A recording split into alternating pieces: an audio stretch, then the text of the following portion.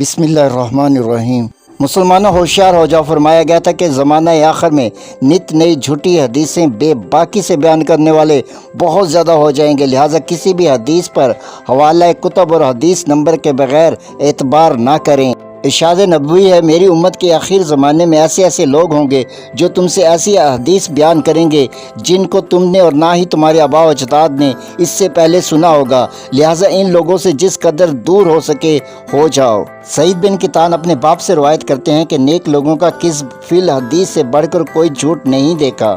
ابن ابی عتاب نے کہا کہ میری ملاقات سعید بن کتان کے بیٹے سے ہوئی، میں نے ان سے اس کے بارے میں پوچھا تو انہوں نے کہا کہ میرے باپ کہتے ہیں کہ ہم نے نیک لوگوں کا جھوٹ حدیث میں کذب سے بڑھ کر کسی بات میں نہیں دیکھا۔ امام مسلم نے اس کی تعویل یوں ذکر کی ہے کہ جھوٹی حدیث ان کی زبان سے نکل جاتی، وہ قصداً جھوٹ نہیں بولتے تھے۔ صحیح مسلم احادیث نمبر 17 اور 41۔